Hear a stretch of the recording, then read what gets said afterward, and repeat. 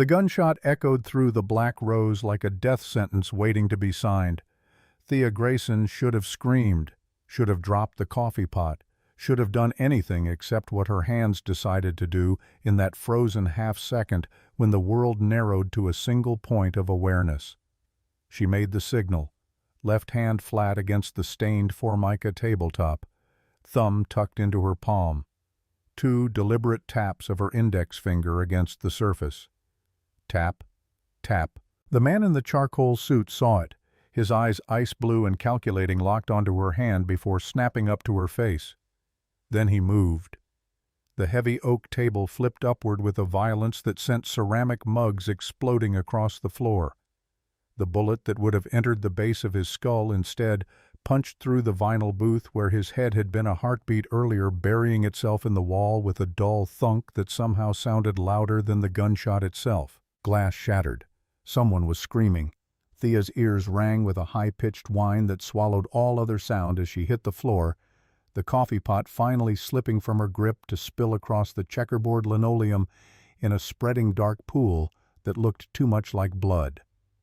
But this story doesn't start with the gunshot. It starts 6 hours earlier, when Thea Grayson was nobody, just another waitress in a city that chewed up girls like her and spit out the bones. The morning shift at the Black Rose began the way it always did, with Carl Bowman's voice cutting through the kitchen like a rusty saw blade. Table 4 needs refills. Table 7 wants their eggs redone. And Thea, if I see you checking that phone one more time, you're fired. Thea slid the phone back into her apron pocket without looking up.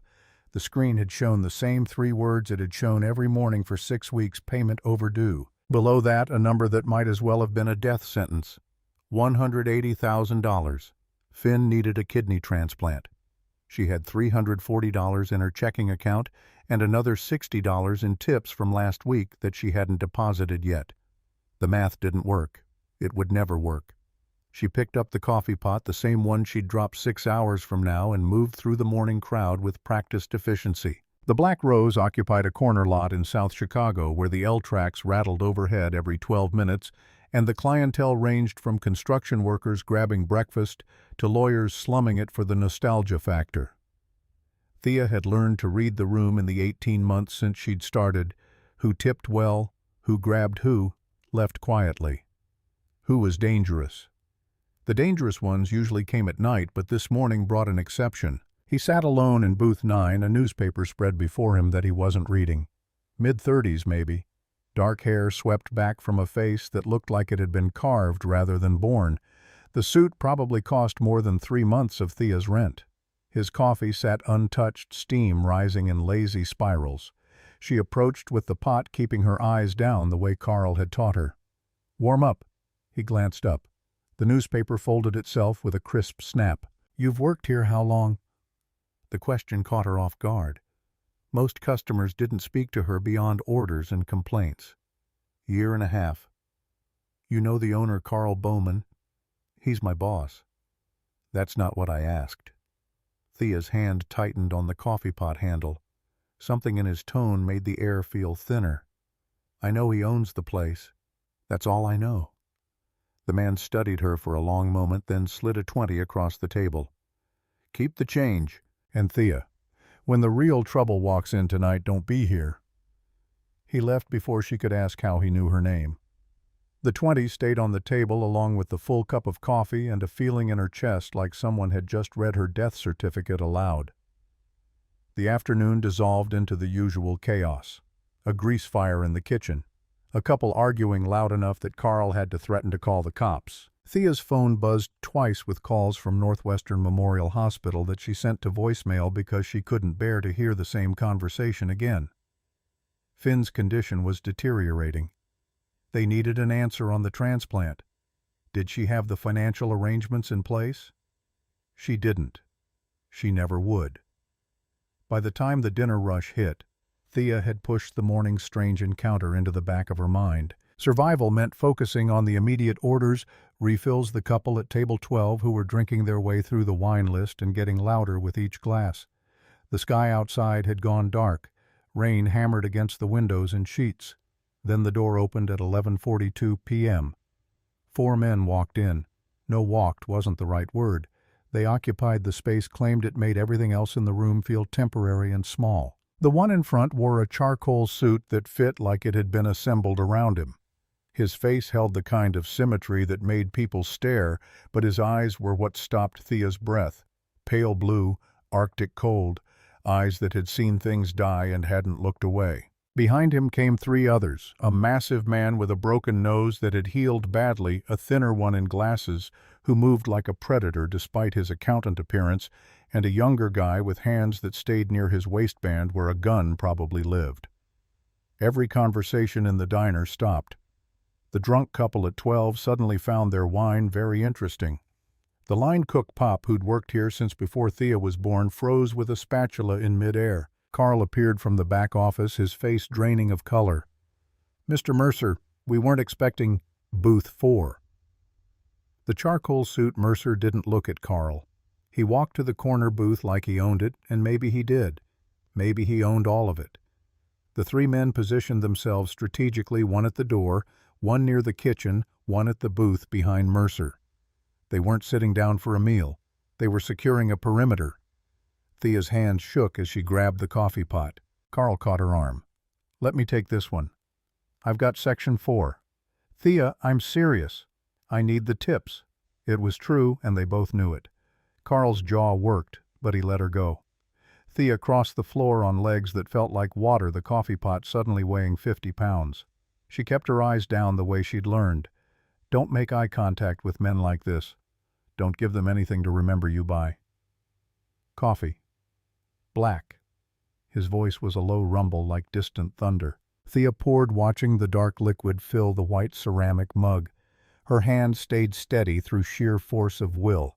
She was setting the pot down when the universe decided to remind her that control was always an illusion. Marco Torelli stumbled backward from table 6, bourbon in hand, turning at precisely the wrong angle. The glass tipped. Liquid gold arced through the air in slow motion. It splashed across Mercer's shoulders, soaking into the expensive fabric dripping down the sleeve. Time stopped. Marco's face went white. Every person in the diner held their breath. The man near the kitchen had his hand on his gun. "I'm so sorry," Marco said, the words tumbling out too fast. "I didn't mean it was an accident." "No." Carl's voice cracked like a whip. He grabbed Thea's arm hard enough to bruise. "It was her. She bumped into you." Thea's mind went blank. "What? No, I didn't." Carl's hand cracked across her face. The slap echoed through the diner, sharp and final. Thea's head snapped to the side. Her cheek burned. Tears sprang to her eyes before she could stop them. "Clumsy idiot!" Carl spat. He turned to Mercer, his voice shifting to obsequious panic. "Mr. Mercer, I'm so sorry. She's new. She doesn't understand how things work. Please let me comp your meal, anything you want." "Make her apologize," Marco said, his voice shaking with relief at having the target shift away from him. "On her knees." The room swam. Thea blinked hard, tasting blood where her teeth had cut the inside of her cheek. Every face in the diner watched her, waiting. No one would help. No one ever helped. Carl's hand landed on her shoulder, pushing down. "You heard him. Kneel." Her knees were bending. The floor was rising up to meet them. In another second she would be kneeling in front of a mafia boss because she'd taken the blame for something she didn't do, because that was how the world worked when you were nobody. Then Mercer spoke. "Look at me." The command in those 3 words lifted Thea's chin like puppet strings. She met his eyes. They studied her with the focus of a scientist examining something under a microscope. Looking for lies, looking for weakness, looking for something. "Did you spill the drink?" The truth sat on her tongue like broken glass. She could swallow it. She could kneel and apologize and maybe keep her job. Maybe survive long enough to watch her brother die because she couldn't raise $180,000 in 6 weeks. Or she could look this dangerous man in his dangerous eyes and tell the truth. "No." The word fell into silence. Carl's grip on her shoulder turned painful. "She's lying," he hissed. "She's confused. She doesn't know." "I asked her," Mercer said. His eyes never left Thea's face. "Not you." Something shifted in the air. The man with the broken nose straightened slightly. The one in glasses tilted his head, reassessing. Even Marco seemed to realize he'd stepped into something larger than a spilled drink. Mercer leaned back, one arm draped across the booth, relaxed, amused almost. "So, if you didn't spill it, who did?" Thea's mouth went dry. Marco was already pale. If she pointed at him, what would happen? Would they kill him right here? Would they kill her for witnessing it? Her silence stretched too long. Mercer's smile was a knife edge. "Interesting. You'll take a beating for someone else's mistake, but you won't name them." He turned to Carl. "How much do you pay her?" $8 an hour plus tips." "She's worth more than that." The statement landed like a grenade. Carl's face went purple. "Mr. Mercer, I assure you." Mercer raised one finger. Carl's mouth snapped shut. The man in the charcoal suit stood towering over Thea even though she was on her feet. He reached into his jacket. The broken-nosed bodyguard tensed and pulled out a wallet. $500 bills landed on the table. "For the coffee," Mercer said, "and the entertainment." He was 3 steps toward the door when it happened. Thea didn't think, didn't plan. Her body remembered something her mind had locked away years ago. The diner had a mirrored wall running along the east side meant to make the narrow space feel larger. In that mirror, Thea saw the front window, saw the black sedan parked across the street with its lights off, saw the rear window rolling down slowly, smoothly, saw the long dark barrel sliding out into the rain, saw it aim at the back of Cade Mercer's head. Time fractured. If she screamed, the shooter would fire. Mercer would be dead before he turned around.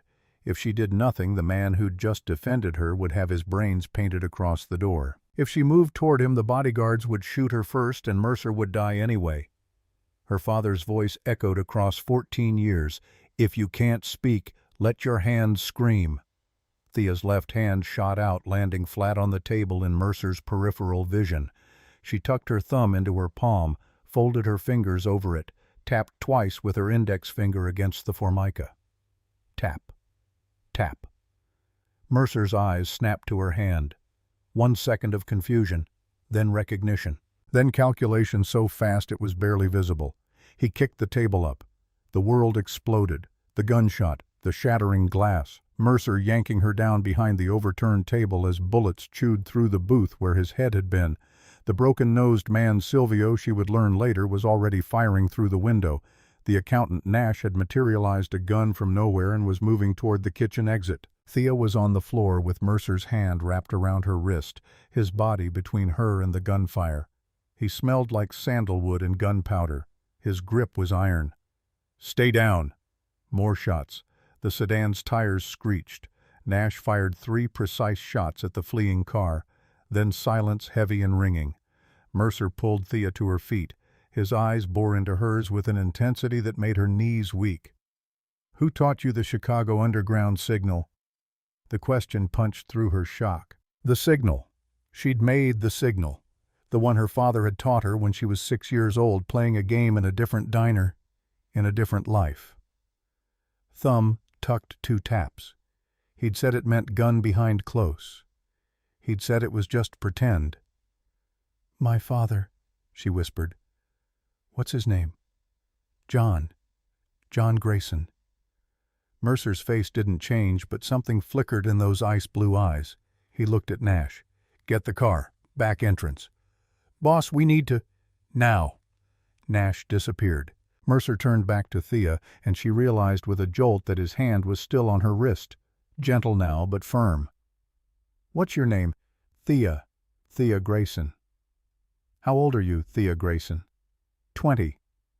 "And your father taught you a hand signal that hasn't been used since 1975. It wasn't a question. Thea's mind raced, trying to understand. 1975. She'd been born in 2004. Her father had taught her the signal around 2010, the year he disappeared. How would he have known something from 35 years before she was born? Unless... "Miss Grayson," Mercer's voice pulled her back. "Do you have any idea what you just did? I saw the gun. I thought, you saved my life." The words hung in the air. Carl was pressed against the wall, his face chalk white. Marco had disappeared entirely. Pop watched from the kitchen window with unreadable eyes. "The man in that car saw you signal me," Mercer continued. His thumb brushed across the inside of her wrist, finding her racing pulse. "He'll report back to whoever sent him. They'll want to know who you are, how you knew, what else you know." Fear crystallized in Thea's chest. "I don't know anything. I just waitress here. I need this job. I have a brother who's sick and you can't stay here." Mercer released her wrist and pulled out his phone. "If I leave you, you'll be dead by sunrise. They'll torture you first looking for information about my security. Then they'll kill you to tie up loose ends." The world tilted. Thea grabbed the edge of the overturned table to stay upright. "I didn't do anything wrong." "No," Mercer agreed. "You did something right. And in my world that's far more dangerous." An SUV pulled up outside, dark and sleek.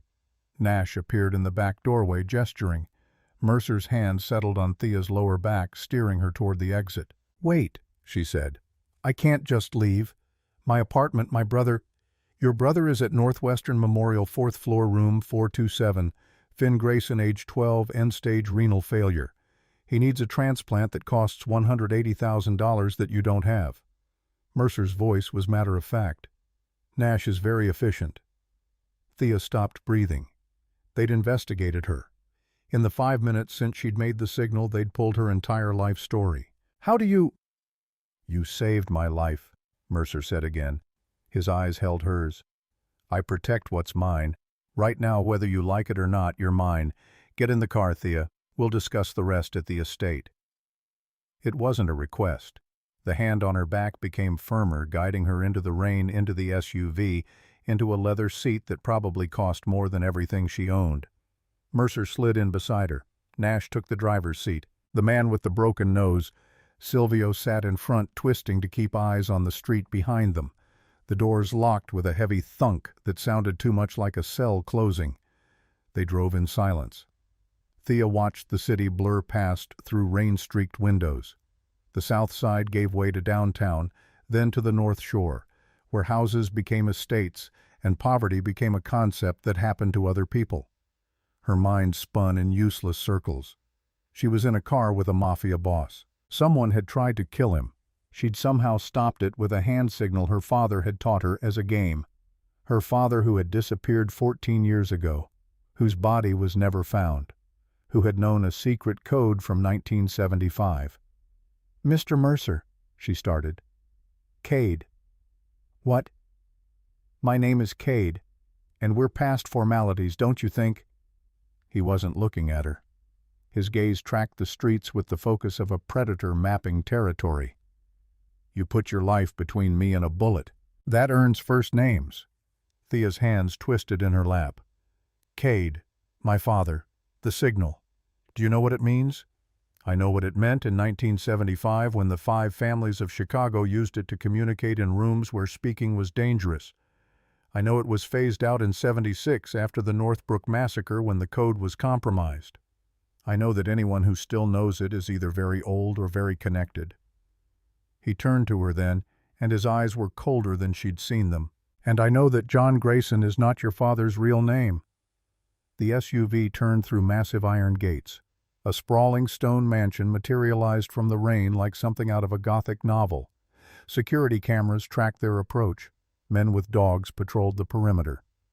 "Welcome to the Mercer estate," Cade said as the car rolled to a stop. "You'll stay in the East Wing. You won't leave the grounds. You won't contact anyone. As far as the world is concerned, Thea Grayson died in a shooting at the Black Rose Diner tonight. You can't just kidnap me." "I'm not kidnapping you. I'm saving your life." The door opened. Rain poured in. "There's a difference." Nash appeared with an umbrella. Cade stepped out, then turned back to offer Thea his hand. She stared at it, at the long fingers and the calluses that spoke of violence, at the platinum watch on his wrist that probably cost more than Finn's transplant. She had 2 choices: get out of the car and walk into the unknown, or refuse and die probably within the next 12 hours and doom Finn in the process. Thea took his hand. The mansion interior was all marble floors and cold modern art. Black and white everything. No warmth, no life, just expensive emptiness. A woman in her late 60s appeared at the top of the grand staircase, silver hair swept into a perfect chignon, wearing a silk robe that whispered as she descended. "This is why you were late for dinner," she said. Her voice carried the kind of authority that didn't need volume. "You brought home a stray." "Mother," Cade's tone held a warning. "This is Thea Grayson. She saved my life tonight. She'll be staying in the East Wing." The woman Vivian Mercer Thea realized studied her with eyes the same ice blue as her son's. The inspection was thorough and cold. "She looks half dead." "Someone tried to make her fully dead." "Nash, take Miss Grayson to the blue room, get her clothes, burn the uniform." Thea found her voice. "I need my things from my apartment, and I need to call the hospital about Finn. Your brother's care has been transferred to our private physicians. The transplant will be handled." Cade was already moving toward his office, pulling off his bourbon-soaked jacket. "Everything you need will be provided. Everything you want, you'll earn." He disappeared down a hallway, leaving Thea standing in the marble foyer with Vivian's surgical gaze cutting into her. "He thinks you're interesting," the older woman said. It didn't sound like a compliment. "That makes you dangerous, to him and to yourself." She turned to climb the stairs. "Sleep well, Miss Grayson. Tomorrow we'll see if you survive breakfast." Nash led Thea up the grand staircase down a hallway lined with ancestors in gilt frames to a door that opened onto a bedroom larger than her entire apartment. Blue silk curtains, a four-poster bed, a bathroom with a tub big enough to drown in. "Everything you need is in the closet," Nash said. His voice was neutral, professional. "Clothes, toiletries. They should fit, if they don't tell the staff in the morning." "How did you know my size?" "I told you, I'm efficient." He paused at the door. "One piece of advice, Miss Grayson. In this house, everyone is watching. Everyone is listening. Trust no one completely, including Mr. Mercer. Especially Mr. Mercer." "Then why are you telling me this?" Nash's smile was thin. "Because you saved his life, and that means something. But it won't save you if you become a liability." He pulled the door shut. The lock clicked from the outside. Thea tried the handle anyway. Locked. She was a prisoner in a silk cage. She crossed to the window. The ground spread out below, lit by security lights that turned the rain into silver streaks. Armed men walked patrol routes with military precision. This wasn't a home. It was a fortress. Her phone was still in her apron pocket, miraculously intact. 3 missed calls from the hospital. 1 text from her roommate asking where she was. And a voicemail from a number she didn't recognize. She played it. Static. Then a voicemail and unfamiliar. "The waitress who knows old signals. We'll be seeing you soon. Thea Grayson. Very soon." The phone slipped from her fingers. Someone was already hunting her.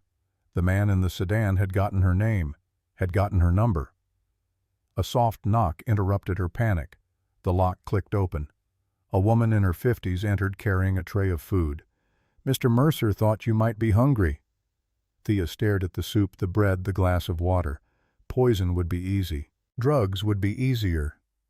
"I'm not hungry. Eat anyway." The woman set the tray on the bedside table. "You'll need your strength. Tomorrow Mrs. Mercer tests you. She doesn't like surprises in her home." The woman paused at the door. "Your brother's surgery is scheduled for Friday. The donors are a match. Mr. Mercer keeps his promises." Then she was gone, and Thea was alone with the food and the locked door and the knowledge that she'd traded one impossible situation for another. She ate the soup, drank the water. If they wanted her dead, they had easier methods than poison. Sleep came in fits and starts, broken by dreams of her father. He stood in the rain outside the Black Rose calling her name.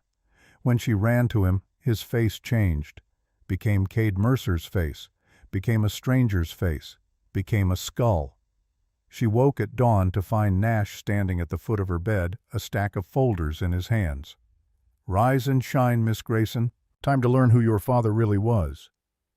He dropped the files on the bed. The top one fell open to a black and white photograph. A man in his 30s, dark hair, sharp features, wearing a suit from the late 1990s. Handsome in a dangerous way. A scar ran from his left ear to his jawline. On his forearm, barely visible in the photo's grain, was a tattoo of a hawk clutching a dagger. Thea's breath stopped. "That's him," she whispered. "That's my father." "That," Nash said, "is Johnny the Ghost Grayson, real name Jonathan Falcone, underboss of the Chicago Syndicate from 1992 to 1998, suspected in 37 murders, confirmed in 12, disappeared February 14, 1998, taking with him the single most dangerous object in the city." Nash tapped the photograph.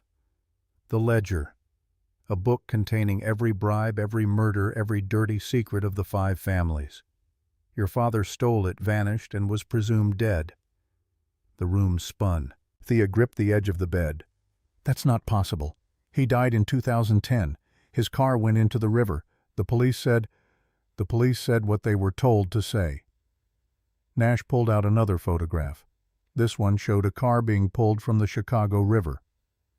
"That's the vehicle registered to John Grayson address in Ohio, but the body inside wasn't your father. DNA didn't match. Someone wanted the world to think he was dead." "Why are you telling me this?" "Because," a new voice said from the doorway, "you're either a plant sent to infiltrate my organization, or you're the heir to the most dangerous legacy in Chicago." Cade Mercer leaned against the doorframe wearing black slacks and a white shirt with the sleeves rolled up. Morning light cut across his face, making his eyes even paler. "Either way," he continued, "you know something you shouldn't. And in my world, that's a death sentence unless you prove otherwise." Thea's hands shook. She pressed them flat against the photograph of her father, Jonathan Falcone, as if she could force the truth out of the paper. "I don't know anything. He never told me. We moved every 6 months. He taught me games, hand signals, how to read a room. Then he was gone." The games were training. Cade crossed to the window, hands in his pockets. The hand signals were code. He was teaching you to survive in a world he knew would come for you eventually. He turned back to her. "Question is, did he teach you where the ledger is? I don't even know what this ledger is." "A book," Vivian's voice cut in. She appeared behind Cade, immaculate in a dove-gray suit. "More specifically, a record of every transaction, every agreement, every murder committed by the 5 families over a 20-year span. In the wrong hands or the right ones, it could destroy all of us, start wars, end dynasties." She moved into the room with the grace of a shark circling prey. "Your father stole it in 1998 after my husband discovered he planned to testify against the syndicate. Marcus Mercer confronted him. They fought. Marcus died." Her voice was ice. "Your father killed my husband, Miss Grayson, killed him and vanished with the ledger." Thea's world fractured. Her father was a murderer, a mobster, a ghost who'd built her childhood on lies. "I didn't know," she said. The words felt pathetic. "I swear I didn't know." "I believe you." Cade's statement surprised everyone, including his mother. "Someone who knew would never have saved my life. They'd have let the bullet find its mark and collected the reward." He moved closer, studying her face. "But belief doesn't change facts. The people who tried to kill me last night, they're the same ones hunting anyone connected to the ledger. They think you know where it is. I don't. Doesn't matter what's true. Matters what they believe." He sat on the edge of the bed, close enough that Thea could see the faint scar on his chin, the darker ring around his irises. "So here's the deal, Thea Grayson. You stay here under my protection. You help me find the ledger before the syndicate finds you. And maybe we both survive this. And if I say no, then you walk out that door into a city full of people who want you dead." His smile was sharp. "Your brother dies waiting for a kidney that never comes. And I lose the only lead I have on the most important piece of evidence in Chicago." It wasn't a choice. It was an ultimatum wrapped in silk and threat. "What do you need me to do?" "For now." Cade stood buttoning his cuffs with precise movements. "Survive breakfast. Mother has questions. Answer them truthfully and she might let you live long enough to be useful." He left. Nash gathered the files, but Vivian remained, her gaze dissecting Thea layer by layer. "Do you play chess, Miss Grayson?" The question caught her off guard. "My father taught me." "Good." Vivian's smile was knife-thin. Because you've just entered a game where every move counts, and the penalty for losing is death. Breakfast is at 8. Don't be late. She swept out, leaving Thea alone with the photograph of her father and the crushing weight of a legacy she'd never asked for. The dining room could have hosted a state funeral. 30 feet of polished mahogany stretched beneath a chandelier that threw fractured light across bone-white china. Vivian sat at the head like a queen presiding over an execution. Cade occupied the opposite end, coffee untouched, reading something on a tablet that made his jaw tighten. Thea stood in the doorway wearing clothes that fit too perfectly. Black slacks, cream silk blouse, shoes that probably cost more than a month's rent. Someone had laid them out while she showered. Someone had known exactly what size she wore down to the half size on the shoes. Nash appeared at her elbow. "Sit there." He gestured to the middle of the table, equidistant from both Mercers. "Don't speak unless asked a direct question. Don't touch the silverware until Mrs. Mercer begins eating. And whatever you do, don't lie." "What happens if I do?" "She'll know. And then you'll wish the syndicate had found you first." He pulled out the chair. Thea sat spine straight, hands folded in her lap. A woman in a crisp uniform appeared with a silver coffee service. The pour was silent, practiced. The coffee steamed in the cup, black as the river that had supposedly swallowed her father's body. Vivian set down her own cup with a delicate clink. 20 years old, no college degree, working 2 jobs to support a dying brother. Father disappeared when you were 6, presumed dead when you were 12. Her recitation was clinical. "You've lived in 7 different apartments in the last 18 months. Never stay anywhere long. Never form attachments." She paused. "Why?" Thea's throat closed. The truth felt like exposure. "I can't afford attachments." Poverty is a reason, not an answer. Vivian's eyes narrowed. "Try again." "Because everywhere I go, something bad happens. Jobs disappear, landlords sell buildings, friends stop calling." Thea's fingers tightened around each other. "I thought I was unlucky. Now I think someone's been watching me my whole life." Cade's head lifted. His gaze locked onto her across the expansive table. "Smart girl," he said quietly. "The syndicate keeps tabs on anyone connected to the ledger. They've been waiting for you to lead them to it." "But I don't know where it is." "They don't believe that." Vivian cut a piece of melon with surgical precision. Jonathan Falcone vanished with the single most valuable object in Chicago's underworld. Every family has been searching for it for 26 years. Your sudden appearance, combined with knowledge of codes that died in 1975, suggests Dear Daddy left you a treasure map. She ate the melon, chewed, swallowed. "Did he?" "No. He left me nothing except nightmares and a hand signal." "Nightmares can be informative." Vivian dabbed her lips. "Describe them." Thea's pulse hammered. This felt like a trap, but refusing to answer felt worse. "We're in diners. Always diners. He's teaching me games. How to watch people without looking at them. How to listen to 3 conversations at once. How to signal when something's wrong." The memories surfaced like bodies from deep water. "Sometimes he makes me memorize license plates. Sometimes he quizzes me on faces. He says—" Her voice cracked. "He says that the world is dangerous and little girls who can't see danger don't grow up." Silence fell like a blade. Cade set down his tablet. "He was training you to survive in his world, teaching you tradecraft disguised as games." His voice carried something that might have been respect or pity or both. "What else did he teach you?" "Chess. We played every night." Vivian's fork stopped halfway to her mouth. "Chess. He said it was important, that life was a game where you had to think 5 moves ahead." Thea met Cade's eyes across the table. "He said the person who controls the center controls the game." Something flickered in Cade's expression. He pushed back his chair, standing with fluid grace. "Mother, excuse us. I need to test something." "Cade, now." He moved around the table, hand extended. Thea stared at it, remembering the last time she'd taken his hand, how it had led her into this gilded cage. "You said your father taught you chess," Cade said. "Prove it. Beat me in a game and I'll transfer $200,000 into your account."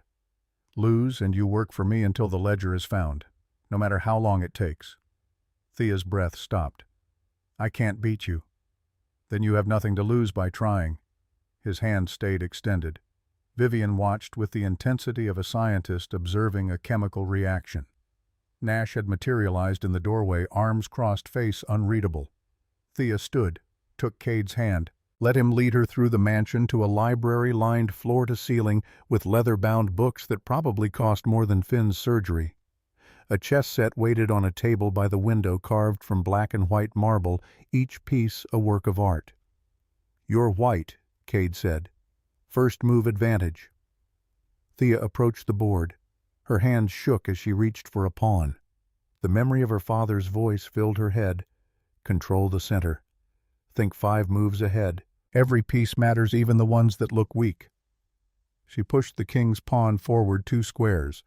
Cade answered with his own, mirroring her move. They traded moves in silence. The game developed with brutal efficiency. Cade played like he lived, aggressive, controlling, forcing her pieces into defensive positions. Within 10 moves, Thea's queen was pinned. Within 15, she'd lost a knight. You're better than I expected, Cade said, capturing her bishop, but not good enough. Thea stared at the board, saw the trap he was building, saw the endgame he'd planned 5 moves ago. Her father's lessons whispered through her mind, but they weren't enough. Cade was too good, too experienced. Then she saw it. Not a path to victory, a path to survival. She moved her remaining knight, sacrificing it to open a line of attack. Cade's eyebrow raised. He took the knight as she knew he would. She moved her rook, then her bishop, pieces dancing across the board in a sequence her hands remembered, even if her mind didn't fully understand. 20 moves later, Cade's king stood alone, surrounded by Thea's remaining pieces. Checkmate. The word fell into silence. Cade stared at the board, then at her, then back at the board. That's not possible, he said quietly. That sequence, the Mercer Gambit. Only 3 people know it. My father created it. He taught it to me and my brother. His eyes locked onto hers, and something in them had shifted from calculation to shock. Where did you learn it? Thea's mind reeled. My father taught me. He called it the ghost's defense. The ghost. Cade stood abruptly, pacing to the window. Jonathan Falcone was called the ghost because he could disappear, could move through the city unseen. He turned back. But before he was the ghost, he was Marcus Mercer's protege. My father trained him, taught him everything, including the gambit. The revelation crashed through Thea like breaking glass. Her father had been trained by the man he killed, had learned chess from the man whose son now held her prisoner. I didn't know, she whispered. I swear I didn't know. I believe you. Cade moved back to the board, studying the pieces. Which makes this worse. Your father taught you our family's strategy. That means either he wanted you to be able to infiltrate us someday, or... He paused. Or he was trying to save your life by giving you a way in. A way in to what? Protection, alliance, trust. Cade's hand hovered over the fallen king. My father must have taught him this strategy in the early 90s, before their relationship soured, before the ledger, before the betrayal. His fingers closed around the marble piece. The question is, why would Jonathan Falcone teach his daughter to play chess like a Mercer unless he intended for you to meet us? Vivian appeared in the doorway as if summoned by the question itself. She won. It wasn't a question. Cade nodded. Using the gambit. Move for move, exactly as father taught it. Vivian's face remained carved from ice, but something flickered in her eyes. She crossed to the board, studied the position, then looked at Thea with new assessment. Jonathan Falcone didn't just train you to survive, she said slowly. He trained you to come here, to this house, to my son. Her head tilted. The question becomes, are you bait or are you the hook? I'm just trying to save my brother. No one is just anything in this world. Vivian's smile was sharp enough to cut. You've won the game. Cade will transfer the money. But that was never the real test. What was? Whether you could be useful. She turned to her son. She stays. Not as a prisoner, as a guest. Give her access to the East Wing, the library, the grounds. Let's see what she does when she thinks we're not watching. Cade's jaw tightened, but he nodded. Vivian swept out, leaving them alone with the chess pieces scattered between them like casualties of a war Thea didn't understand. "Nash will show you around," Cade said. His voice had gone distant professional. "You'll have supervised access to a phone to contact the hospital. Your brother's surgery is scheduled for Friday at 9 a.m. Our doctors are the best in the country. Why are you helping me?" The question hung in the air. Cade gathered the chess pieces, returning them to their starting positions with mechanical precision. "Because you saved my life. Because you won a game you shouldn't have been able to win. Because—" He stopped, the white queen held between his fingers. "Because my father always said that Jonathan Falcone was the best operator he ever trained. Smart enough to see 10 moves ahead, ruthless enough to sacrifice anything to win, and loyal enough to die for the people he loved." He set the queen down with a soft click. "If that man taught you chess and hand signals and how to read a room, then you're either the most dangerous person who's ever walked through my door, or the only ally I have who doesn't know enough to betray me yet." His eyes met hers. "Either way, I'm keeping you close until I figure out which." 2 days passed in surreal suspension. Thea woke in silk sheets, ate meals prepared by invisible staff, wandered the mansion's halls like a ghost haunting someone else's life. Nash became her shadow, always present, always watching. He taught her about the syndicate structure, 5 families each controlling different territories and operations. The Mercers held the North Shore and legitimate business fronts. The Hales controlled the ports and smuggling routes. 3 others divided the rest of Chicago like vultures picking at a carcass. "Warren Hale runs the syndicate now," Nash explained during one of their walks through the grounds. Rain misted the gardens, turning everything soft and gray. "He's 65, old school, believes in tradition, hierarchy, blood debt. He was your father's contemporary. Watched Jonathan Falcone rise from soldier to underboss in 6 years. Did he know my father was going to steal the ledger? Everyone knew. The question was whether Marcus would kill him before he managed it." Nash's voice stayed neutral, but his eyes tracked 2 guards patrolling the perimeter. "Your father was smart. He waited until Marcus was vulnerable. Hit him during a meeting with the other families. Killed him in front of everyone, grabbed the ledger, and disappeared before anyone could react." Thea's stomach twisted. The man who'd taught her chess, who'd called her princess, who'd tucked her into bed with stories about brave knights, that man had executed Cade's father in cold blood. "Why didn't they kill me when they found out who I was?" "Because you didn't know, and because Cade's curious." Nash stopped beneath a dripping oak, turning to face her. "He wants to know why Jonathan Falcone would train his daughter to infiltrate the family he betrayed. What the endgame was. Whether the ledger is hidden somewhere only you can access." "It's not. I don't know anything." "Maybe. Or maybe your father planted the knowledge so deep you don't recognize it yet." He resumed walking. "Either way, you're valuable. To Cade, to the syndicate, to everyone hunting that book. Stay valuable, Miss Grayson. The moment you're not, you become a liability." That night Thea couldn't sleep. The mansion creaked and settled around her. Shadows moved across the ceiling. Her phone, returned to her under Nash's supervision, showed 6 missed calls from Northwestern Memorial. She'd spoken to Finn's doctors that afternoon. The transplant was progressing. Donors matched. Surgery Friday morning. Everything was falling into place, which meant something terrible was about to happen. She got out of bed, pulled on the silk robe someone had left in the closet, and padded barefoot into the hallway. The house felt different at night. Larger. More dangerous. She moved toward the library, drawn by the memory of the chess game, the way Cade's hands had moved the pieces with absolute certainty. The door stood ajar. Lamplight spilled into the corridor. Thea pushed it open to find Cade at the chess table, alone, setting up the pieces. "Can't sleep either." He didn't look up. "Join me." Thea hesitated, then crossed to the opposite chair. The board waited between them, a battlefield of marble and implied violence. "My father used to do this," Cade said, placing the last pawn. "Play through historical games. Fischer versus Spassky. Kasparov versus Karpov. He'd talk through the moves, explain the strategy. His hand rested on the white king. "The night before he died, we played here. He told me that chess was preparation for war, that in both games you sacrifice the weak to save the strong." "Is that what you're doing with me, sacrificing the weak?" "I haven't decided yet what you are." Cade's eyes found hers. "Weak, strong, pawn, or queen. You keep surprising me." "Is that good or bad?" "Dangerous." He moved a pawn. "Your turn." They played in silence, the pieces clicking softly against marble. This game felt different from the first, slower, more careful. Cade probed her defenses without committing to full attack.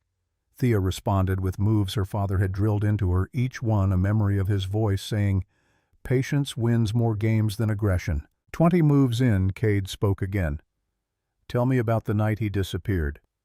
Thea's hand froze over her bishop. "Why?" "Because I'm trying to understand what Jonathan Falcone was thinking when he taught a 6-year-old girl how to survive in the underworld." Cade captured her knight. "And because you're going to tell me anyway, might as well be now."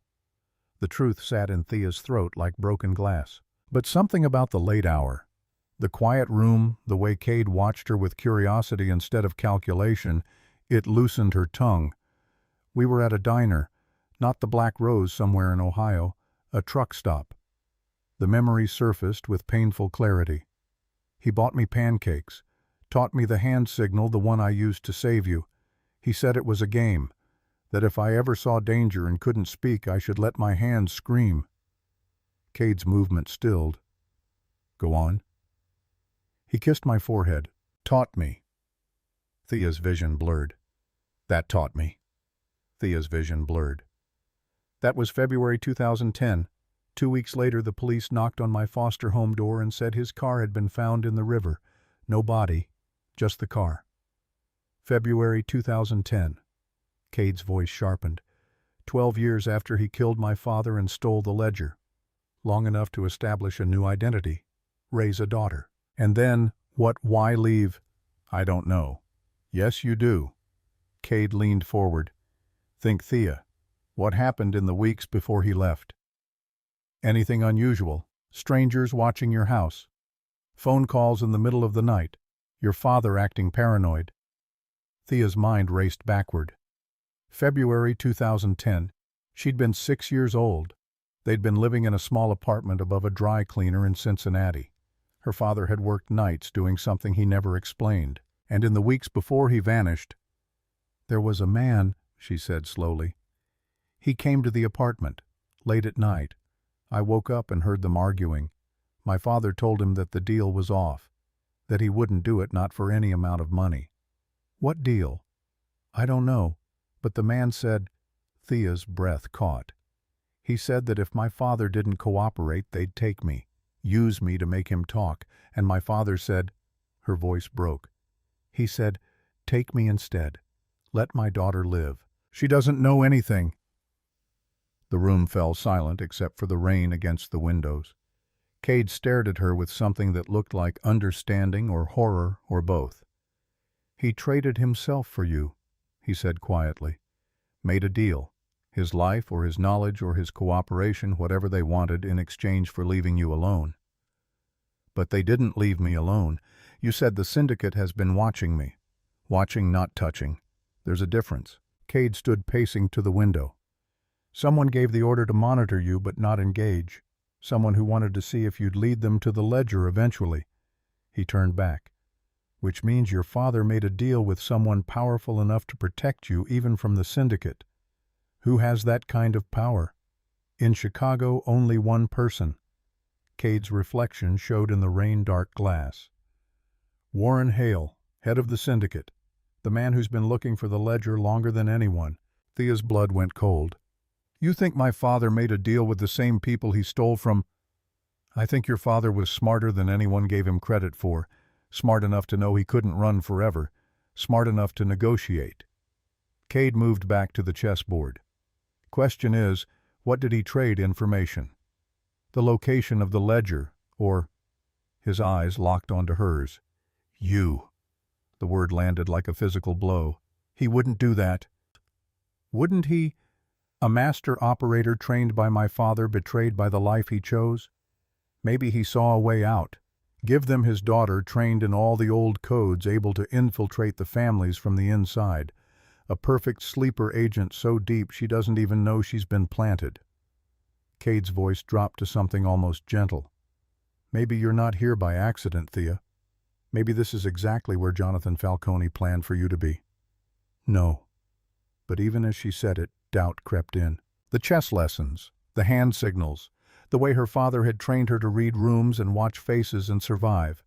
Had it all been preparation for this, for infiltrating the Mercer house, for getting close to Cade? There's one way to find out. Cade pulled his phone from his pocket, scrolled, showed her the screen. A photograph filled the display, a warehouse industrial somewhere near the docks. This is where the syndicate meets. Tomorrow night they're gathering to discuss the attempt on my life. Warren Hale will be there. Every family head. Why are you showing me this? Because I'm going, and you're coming with me. Thea's pulse hammered. That's insane. They'll kill us both. They'll try. Cade's smile was sharp. But you're going to do exactly what you did at the Black Rose. Read the room. Watch the faces. Use those skills your father drilled into you. And if anyone makes a move against me, you're going to see it coming. I'm not a bodyguard. I'm a waitress. You're the daughter of the greatest operator Chicago ever produced. You're trained in codes and tradecraft, and... He moved closer until she had to tilt her head back to meet his eyes. You're the only person in this city I trust not to kill me for the insurance money. You don't trust me. You said so yourself.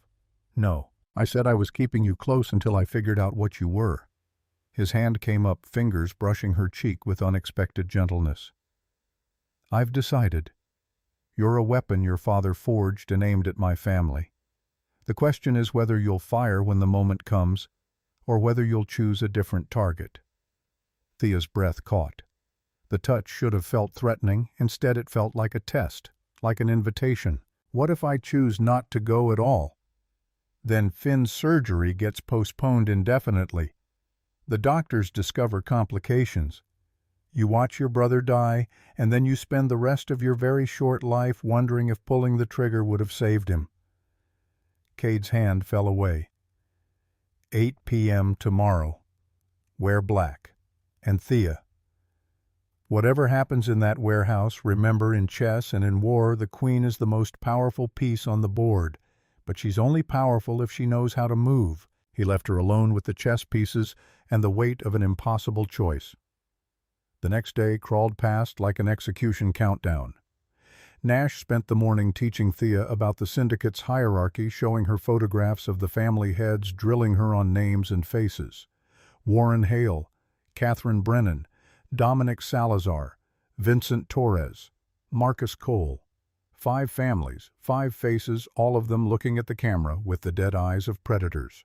Hale is the dangerous one, Nash said, tapping the photograph of a silver-haired man in his 60s. He's been running the syndicate since 2003. Smart, patient, ruthless when he needs to be. If your father made a deal, it was with him. And if he sees me, then we find out very quickly whether that deal is still in effect. The afternoon brought a different kind of preparation. A woman appeared with makeup and hair tools, transforming Thea from girl to weapon. The black dress fit like a second skin, elegant and deadly. Diamond earrings that Nash casually mentioned contained GPS trackers. Shoes with reinforced heels that could double as weapons.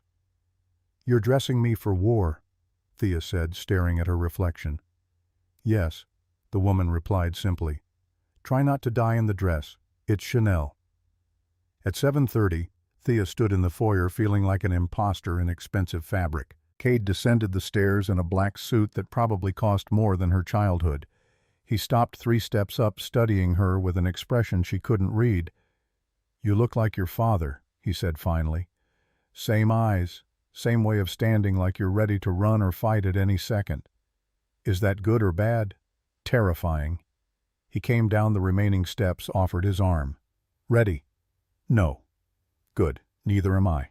They rode in the same SUV as before, Nash driving Silvio in front with a gun visible in his shoulder holster. The city slid past in streaks of neon and shadow. Thea's hands twisted in her lap until Cade settled over them, stilling the movement. "Breathe," he said quietly. "You've already survived the hardest part." "What's that?" "Getting into the car." His thumb brushed across her knuckles. "Everything after this is just improvisation." The warehouse loomed near the docks, a hulking structure that looked abandoned until you noticed the luxury cars parked in careful formation outside. Guards at every entrance, men with earpieces and bulges under their jackets. Cade's arrival created a ripple of acknowledgement nods, a few raised hands, eyes tracking Thea with naked curiosity.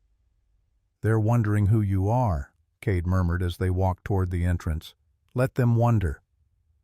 Inside the warehouse had been transformed. Track lighting illuminated a large round table surrounded by leather chairs. Each family head sat with 2 guards standing behind them. The air smelled of expensive cologne and older violence. Warren Hale sat at the head of the table, silver hair immaculate, wearing a suit that whispered old money. His eyes found Thea the moment she crossed the threshold. Something flickered in his expression. Recognition, surprise gone too fast to identify. "Cade Mercer," Hale's voice rolled through the space. "We weren't expecting a guest." "This is Thea Grayson. She saved my life 3 nights ago." Cade guided her to his seat, pulled out the chair beside his own. "I thought it appropriate she understand the world she's entered." Thea sat. Every eye in the room dissected her. She forced herself to breathe evenly, to let her gaze drift across faces the way her father had taught her. Don't stare. Don't avoid. Watch everything while appearing to see nothing. "Grayson," Hale repeated slowly. "Unusual name. Any relation to—" "No," Thea said. Her voice came out steady, cold. "Common name. No relation to anyone important." Hale's smile was a razor blade. "Of course. My mistake." He turned to Cade. "Shall we begin?" The meeting progressed through territory disputes and profit margins. Thea listened, cataloging voices, watching body language. Catherine Brennan kept glancing at her phone. Dominic Salazar drummed his fingers against the table. Vincent Torres watched Cade with naked hostility, and Warren Hale watched Thea like she was a puzzle he was close to solving. 40 minutes in, during a debate about port access, Thea saw it, the same tell she'd learned to read in diner customers. Catherine Brennan's hand moving toward her purse, the slight tense of Salazar's shoulders, Torres shifting his weight forward. 3 people, 3 different families, all preparing to move at the same moment. Thea's left hand shot out, landing flat on the table in front of Cade. She tucked her thumb into her palm, tapped twice. Cade's eyes snapped to her hand, 1 second of processing. Then he moved, driving his shoulder into Thea, taking them both to the floor as the room exploded. Gunfire shredded the air. Thea hit the concrete floor with Cade's weight crushing the breath from her lungs. The table exploded above them, wood splintering glass, shattering, someone screaming. Nash's gun barked 3 times in rapid succession. Bodies dropped with sounds like meat hitting pavement. Cade rolled, dragging Thea behind an overturned chair. His hand pressed her head down as bullets chewed through leather and steel. She counted shooters by muzzle flash, 3 from Brennan's position, 2 from Salazar's, 1 from Torres, 6 against Cade's 3 guards. "Stay down!" Cade's voice cut through the chaos. He had his gun out now, rising just enough to fire twice. A wet thud. Someone stopped shooting. Thea's training kicked in without conscious thought. She scanned the room through the legs of overturned furniture. Brennan moving toward the east exit. Salazar pinned behind a concrete pillar. Torres advancing with murder in his eyes. And Warren Hale hadn't moved. He sat in his chair like a king watching gladiators die for his entertainment. No gun, no fear, just those calculating eyes tracking every movement. Nash appeared at Cade's shoulder, breathing hard. 3 down. Brennan's running. We need to move. The girl first. Boss? I said move her. Now. Silvio materialized on Thea's other side, his massive frame providing cover. He grabbed her arm with surprising gentleness and hauled her toward the rear entrance. Thea twisted in his grip, trying to see Cade, but the big man's body blocked her view. Behind them, gunfire intensified. Someone roared in pain. They burst into an alley. Rain poured down in sheets, turning the world into gray static. The SUV sat 20 yards away, engine running. Silvio shoved Thea toward it. "Get in, lock the doors. If anyone but us approaches you, drive. Understood? I can't leave him. You can, and you will." Silvio's broken nose and kind eyes made the command somehow gentle. "You kept him alive in there. Now let us do our job." He vanished back into the warehouse. Thea ran for the SUV, heels skidding on wet pavement. She wrenched open the door and threw herself inside. The locks engaged with heavy clicks. Through the rain-smeared windshield she watched the warehouse entrance, counting seconds, counting heartbeats. 30 seconds. A body tumbled out the door unmoving. 45 seconds. Muzzle flashed through the windows. 60 seconds. The gunfire stopped. Silence crashed down like a building collapsing. Thea's hand found the gear shift. If no one emerged in the next 10 seconds, she'd drive, find help, call someone, do something other than sit here waiting for Cade. Appeared in the doorway, Silvio supporting him. Blood darkened Cade's left sleeve. His face was pale but set. Nash followed, walking backward, gun trained on the warehouse interior. They moved toward the SUV with painful speed. Thea unlocked the doors. Cade collapsed into the back seat, Silvio climbing in beside him. Nash took the wheel, throwing the vehicle into gear before his door fully closed. They fishtailed out of the alley, tires screaming. "How bad?" Nash's eyes found Cade in the rearview mirror. "Through and through. Nothing vital." Cade's voice stayed steady, but his hand pressed hard against his bicep. Blood seeped between his fingers. "Brennan got away. Salazar's dead. Torres is—" He paused. "Torres was the primary shooter. Hale ordered it." Thea stared at him. "You're sure?" "I'm sure." Cade's eyes found hers. In the dashboard light they looked like chips of ice floating in blood. Torres moved on Hale's signal. Brennan and Salazar were back up. This wasn't about me specifically. This was about cleaning house. "Why?" "Because someone talked. Someone told the syndicate that you're Jonathan Falcone's daughter." Cade's good hand found her wrist, checking her pulse. "And Warren Hale just declared war." The drive back to the estate took 20 minutes. Thea used the first aid kit from under the seat to wrap Cade's arm, her hands steadier than they should have been. The training her father had given her extended to field medicine, how to apply pressure, how to spot arterial bleeding, how to keep someone conscious when shock tried to drag them under. "You've done this before," Cade observed as she tightened the bandage.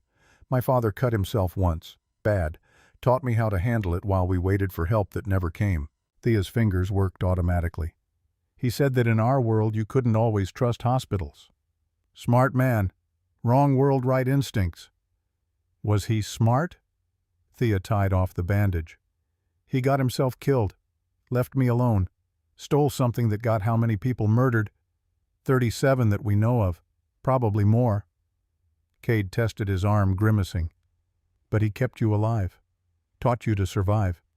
Made a deal with Hale that protected you for 14 years. His eyes held hers. "Until tonight." The gates of the Mercer estate appeared through the rain. Guards swarmed the SUV, weapons ready. Nash barked orders. Silvio helped Cade out while Thea followed on legs that had started shaking. Adrenaline was fading, leaving her hollow and cold. Vivian met them at the entrance, her face carved from marble. "How bad?" "Clean through. He'll live." Nash helped Cade toward the stairs. "But we have a problem." "Only one?" Vivian's gaze found Thea traveled from head to toe, cataloging damage. "The girl saved my life. Again." Cade stopped on the third step, turning back. "She saw the setup before I did. Made the signal. If she'd hesitated, but she didn't." Vivian descended until she stood eye level with Thea. "Twice now you've prevented my son's death.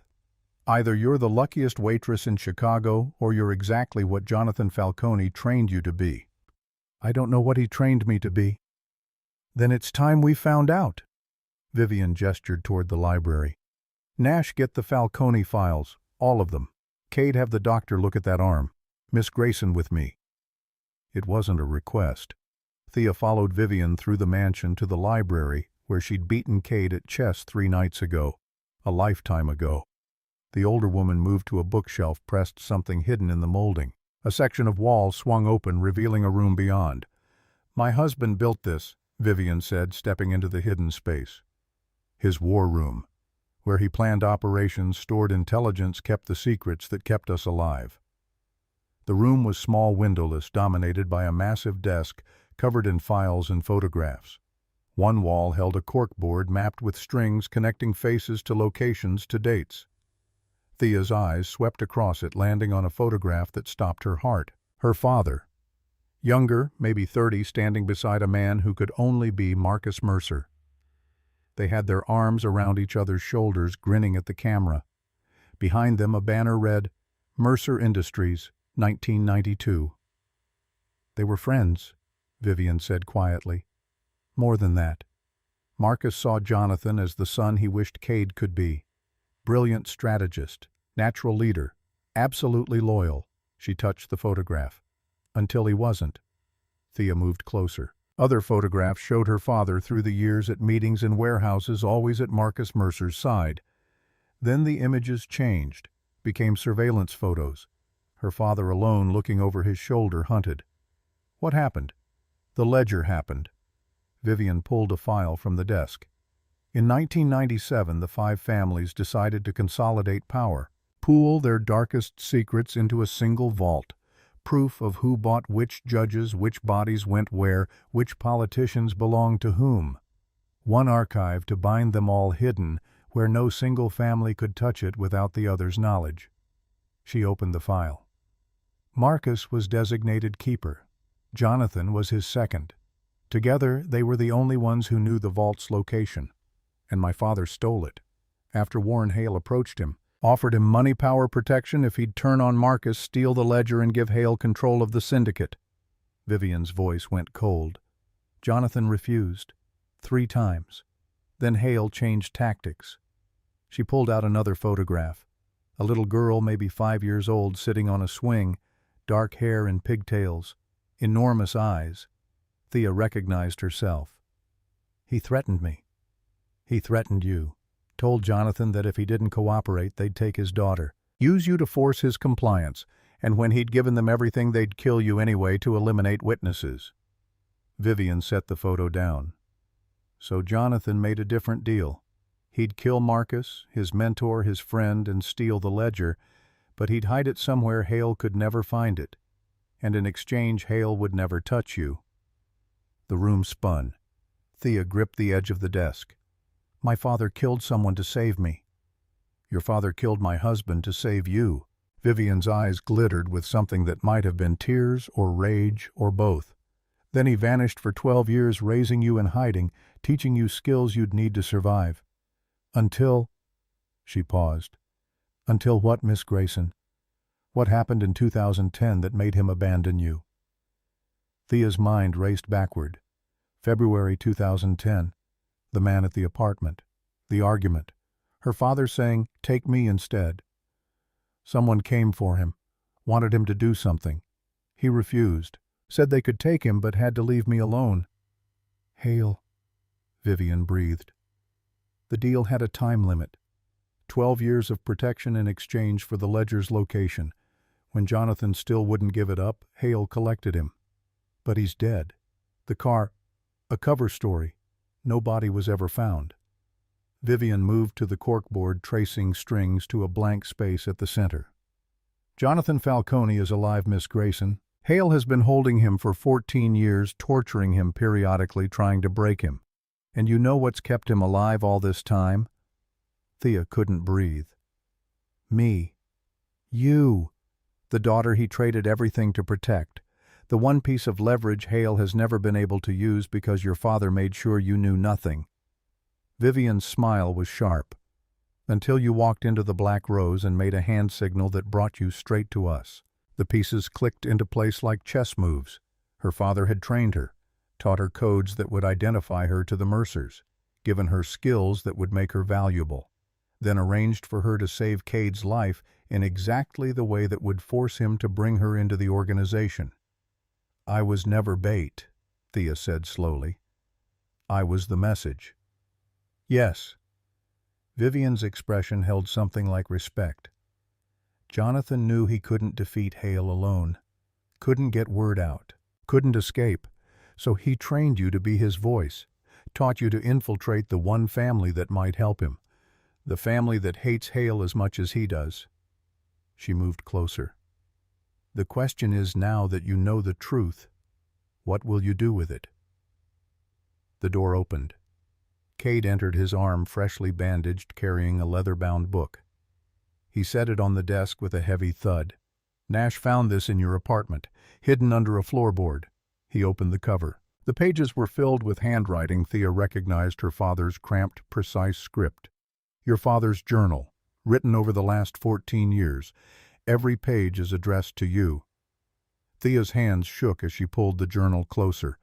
The first entry was dated February 15th, 2010, the day after he'd disappeared. Princess, if you're reading this, then my plan worked. You found the Mercers. You made the signal.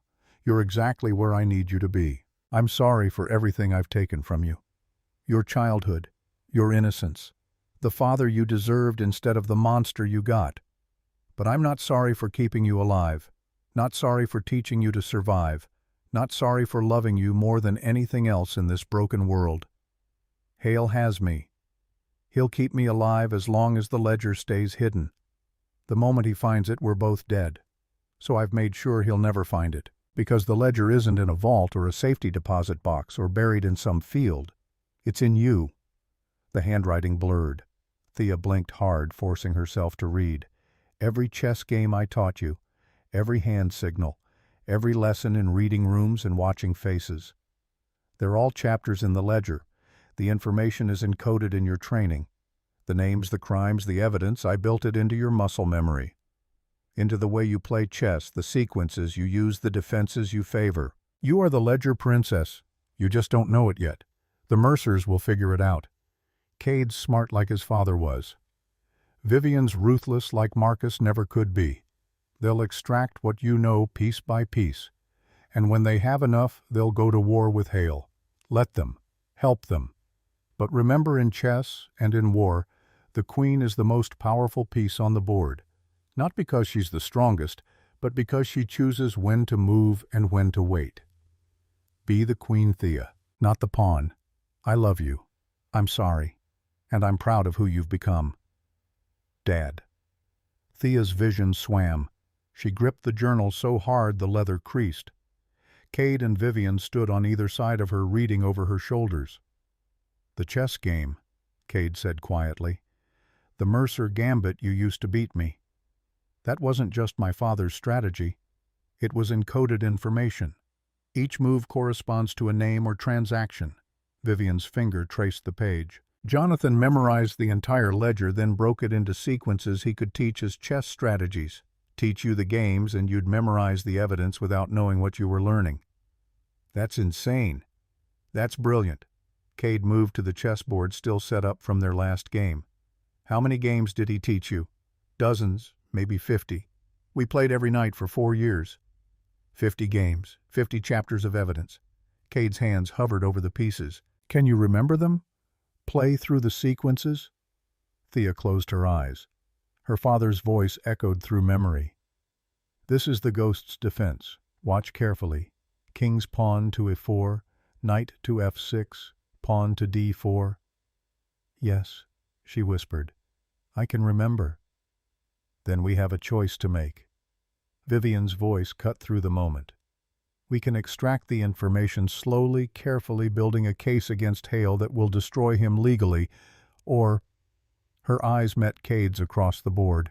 We can use you as bait, bring Hale out into the open, force him to move against us on our terms, and risk losing the only copy of the ledger that exists. Cade's jaw tightened. If Thea dies, the information dies with her. If we wait, Hale will find another way to extract it. Torture, drugs, hypnosis. Vivian's logic was brutal and sound. Better to control the confrontation than wait for one we can't predict. Thea looked between them, mother and son predators in expensive clothes planning war, using her as the weapon her father had forged. There's a third option, she said. Both Mercers turned. You want the ledger's information. Hale wants me. My father wants freedom. She picked up the white queen from the chessboard. I want my brother to live, so we make a trade. Explain. Cade's voice carried warning. Tomorrow is Friday. Finn's surgery. Hale will expect me to be at the hospital. He'll make a move either to take me or eliminate me. Thea set the queen in the center of the board.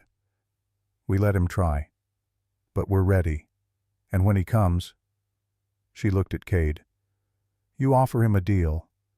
The ledger's location in exchange for my father's freedom and permanent protection for me and Finn. He'll never agree. The ledger is worth more than 3 lives. The ledger is worthless if the information goes public before he can control it. Thea moved the queen forward. We tell him I've already started encoding the games into documents, that if anything happens to me, the files go to the FBI. He gets one chance to make the trade or he loses everything. Vivian's smile was a knife edge. Mutually assured destruction, the only language men like Hale understand. She looked at her son. It could work. It could get us all killed. We're already dead if we do nothing. Thea's voice surprised her with its strength. My father gave up everything to keep me alive. I won't let that be for nothing, and I won't let Hale win. Cade studied her face for a long moment. Then he moved the Black King forward, placing it directly in front of her queen. Check, he said quietly. Friday at Northwestern Memorial. We'll set the trap. But Thea... His hand covered hers on the chess piece. If this goes wrong, you run. You take Finn and you disappear, promise me. Why do you care? Because. His thumb traced across her knuckles. Some pieces on the board are worth more than the game. Friday morning arrived cold and bright. Thea stood in the hospital corridor outside the surgical wing wearing jeans and a sweater that hid the bulletproof vest Nash had insisted on. Cade waited beside her, his injured arm in a sling that concealed a shoulder holster. Nash and Silvio positioned themselves at opposite ends of the hallway. A dozen more Mercer soldiers were scattered through the hospital disguised as visitors and staff. The trap was set. Now they waited for Hale to spring it. Finn's surgery had started an hour ago. The doctors said 3 to 4 hours total. Thea checked her watch for the 100th time. 10:47 a.m. Still so much time for everything to go wrong. He'll be fine, Cade said, reading her anxiety. The surgeons are the best. I know. It's not the surgery I'm worried about. Smart girl. Movement at the far end of the corridor. A man in a white coat pushing a gurney. Nothing unusual except the way his eyes swept the hallway. Professional. Calculating. The way her father had taught her to recognize threats. Thea's left hand moved to the wall beside her. She tucked her thumb into her palm. Northeast corner, she murmured. White coat. He's scanning for exits. Cade's hand slipped inside his sling. Nash straightened from his slouch against the vending machine. Silvio's massive form shifted to block the stairwell door. The white coat kept coming. 20 feet. 15. Then he stopped pulling a phone from his pocket, spoke quietly, turned and walked away. Scout, Cade said, confirming our positions. How long until... The elevator dinged. Doors opened. Warren Hale stepped out. He wore a charcoal suit and an expression of mild concern like a grandfather visiting a sick grandchild. 2 men flanked him, professional bodyguards with the dead eyes of killers. Hale's gaze found Thea immediately. Miss Grayson, what a terrible coincidence running into you here. His voice carried down the corridor. I heard your brother was having surgery. I wanted to pay my respects. Thea's pulse hammered. Every instinct screamed to run, but she forced herself to stand still to meet those calculating eyes with manufactured calm.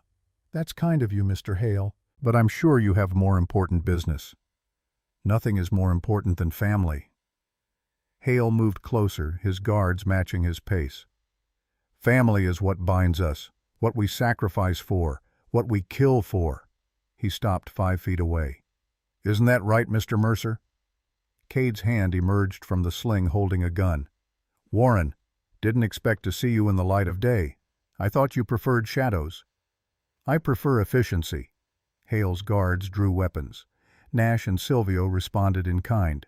The corridor transformed into a Mexican standoff, civilians scattering. "This doesn't need to be complicated. Give me the girl and you can walk away. She's not worth a war." "I disagree." Cade's gun stayed rock steady on Hale's chest. "She's worth at least 3 wars, maybe 4. Because of what her father told her, because she knows where the ledger is." Hale's laugh was dry leaves. "She doesn't know anything. Jonathan never told her. He couldn't risk it." "You're right," Thea said. Both men looked at her. "He didn't tell me where the ledger is. He taught me what's in it." Hale's expression flickered.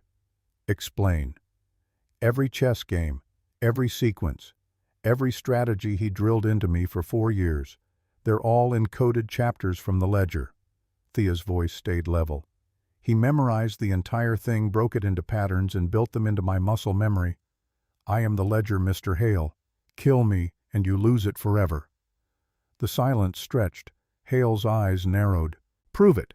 "You paid Senator Richardson $200,000 in March 1995 to kill the waterfront zoning legislation. The payment was made through a shell company called Lakeview Holdings. The wire transfer reference number was—" Thea closed her eyes, seeing the chess moves her father had taught her, translating them back into data. LH-032795-SR-200K. Hale's face went white. "Impossible. That information was in the ledger. Only the ledger." "There's more. Want me to recite the names of the judges you bought, the cops on your payroll, the bodies you buried in the Indiana wetlands?" Thea opened her eyes. "I can play 50 games from memory, Mr. Hale. 50 chapters. That's enough to destroy you, the other families, and everyone you've ever worked with. Then I'll extract it from you myself." "You can try, but I've already started encoding the games into documents. They're with my lawyer, set to release to the FBI if I miss a weekly check-in." The lie came smoothly practiced. "Kill me, torture me, make me disappear, the information goes public. You lose everything." Hale's hands clenched. The guards tensed. The hallway crackled with violence waiting to ignite. "What do you want?" "My father's freedom. Permanent protection for me and my brother. And—" Thea's gaze found Cade. "The Mercer family gets full access to everything I know. Together we take down the syndicate. Legally, permanently." "You're asking me to dismantle my own empire." "I'm offering you a chance to die rich and free instead of in a federal prison." Thea took a step forward. "My father made a deal with you 26 years ago. He kept his end. Now keep yours. Let him go, leave us alone, and I'll give you a head start before we hand everything to the FBI." Hale stared at her. Calculation flickered behind his eyes, measuring risks, weighing options, searching for the trap. "How do I know you won't just kill me once I release Jonathan?" "Because," Cade said, "if we wanted you dead, you'd already be dead. This corridor has 8 Mercer soldiers positioned at every exit. You came here to take Thea. We let you walk in because she asked us to give you this chance." His gun lowered slightly. "Take the deal, Warren. Walk away. Retire. Enjoy what life you have left. Or refuse, and we end this now." The moment stretched. Thea's heartbeat counted the seconds. 5, 10, 15. Hale's hand moved to his pocket. Every gun in the corridor tracked the motion. He pulled out a phone, dialed, waited. "Release the ghost," he said into the receiver. "Clean him up. Give him money and a car. Then burn every record of his containment." He paused. "Yes, I'm sure. Do it now." He ended the call, pocketed the phone. "Jonathan Falcone will be released within the hour. He'll be driven to a location of his choosing. After that—" Hale's eyes found Thea's. "I never want to see any of you again. The deal your father made dies today. You're on your own." "That's all I ever wanted." Hale turned to leave, then stopped. "He loved you, you know. More than the life, more than the power, more than his own survival." His voice carried something that might have been regret. "I tortured him for 14 years and he never broke. Never told me where the ledger was. Never gave me anything except your name and the promise that you'd destroy me if I hurt you." He looked back. You're your father's daughter, Thea Grayson. God help anyone who gets in your way." He walked to the elevator, his guards back toward it, weapons still drawn. The doors closed on Hale's face, and then he was gone. Thea's legs gave out. Cade caught her holding her upright as reaction set in. Her hands shook, her breath came in gasps. She'd just blackmailed the head of the Chicago syndicate and lived. "You did it," Cade said quietly. "You magnificent, terrifying woman. You actually did it. Is it over? For now." He guided her to a chair. "Hale will honor the deal. He's smart enough to know when he's beaten. But the other families—" He shook his head. "That's a problem for tomorrow." Nash approached, phone in hand. "Boss, we have confirmation. Jonathan Falcone was just released from a property in Montana. He's being driven to O'Hare, wants to know where to meet his daughter." Thea's vision blurred. Her father, alive, free, after 14 years. "Tell him," her voice broke, "tell him to meet me at the Black Rose, booth 4, where it all started." 6 hours later, Thea sat in the diner that had somehow survived the gunfight, waiting. Finn's surgery had been successful. He was in recovery, the transplant already taking. In a few weeks he'd be healthy for the first time in years. The bell above the door chimed. Thea looked up. Her father stood in the entrance. Older than she remembered, thinner, with new scars on his face and gray in his hair. But his eyes, those were the same. Sharp, knowing, filled with a love so fierce it hurt to witness. "Princess," he whispered. Thea stood, crossed the floor, fell into his arms and felt them close around her like safety, like home, like everything she'd lost and somehow found again. "I'm sorry," he said into her hair, "for everything, for leaving, for the life I gave you, for making you into a weapon." Thea pulled back to look at him. A survivor, a woman who can beat mafia bosses at chess and blackmail crime lords and save the people she loves. She smiled through tears. "You made me into exactly what I needed to be. I made you into me, and I'm not sure that's something to celebrate. Maybe not, but it's something to survive with." They sat in booth 4. Pop brought coffee without being asked. Thea poured 2 cups black, just like her father had taught her. "Hale said you never broke. 14 years of torture and you never told him where the ledger was." "There was no ledger to find, not after I encoded it all into your training." Jonathan's hands wrapped around the warm mug. "I destroyed the physical book in 1998. Burned it. Scattered the ashes. Everything Hale wanted was locked in your memory, hidden so deep you didn't know you had it. You made me the most dangerous person in Chicago. I made you untouchable. As long as you had the information, you had leverage, power." He met her eyes. "And I made sure you'd end up with the one family strong enough to protect you while you learned how to protect yourself." The Mercers. The Mercers. Cade's smart like his father, ruthless like Vivian. Together they're the only force in Chicago that could stand against Hale. Jonathan's smile was sad. "I knew if you saved Cade's life, he'd bring you into his world, give you resources, teach you the things I couldn't. You planned this entire thing, from the moment you taught me the hand signal. I planned for you to survive. The rest was improvisation." He reached across the table, taking her hand. "What happens now?" Thea thought of the Mercer estate, of Cade's ice-blue eyes and Vivian's sharp smile, of the files full of encoded chess games that could destroy the 5 families, of the choice ahead: walk away into a normal life, or step fully into the world her father had prepared her for. "Now," she said slowly, "I become what you made me. Not a pawn, not even a queen. Something new." The door chimed again. Cade entered Vivian behind him.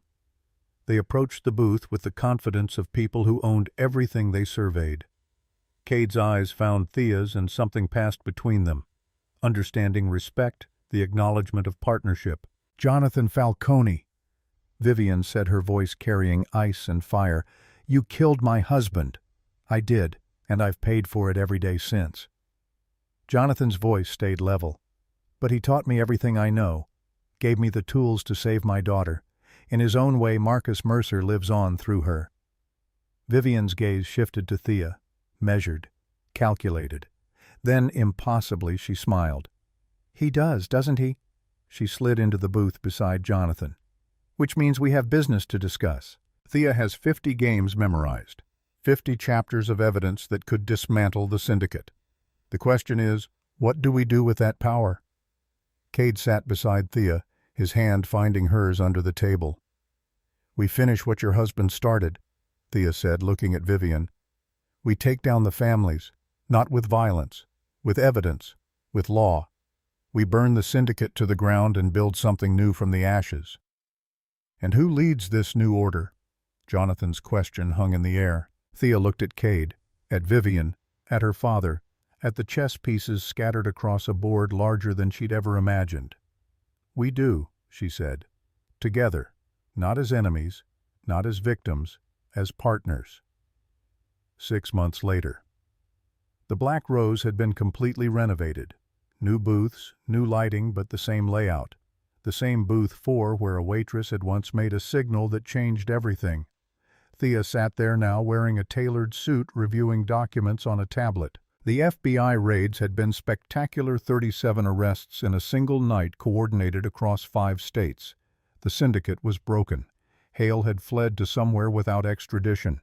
The other families were scrambling to cut deals, and the Mercers had emerged from the chaos as legitimate power brokers, security consultants, private investigators, the public face of organized crime reform. Cade slid into the booth across from her, 2 cups of coffee in his hands. Black as always. "The Chicago Tribune wants an interview, something about how a waitress brought down the Mafia."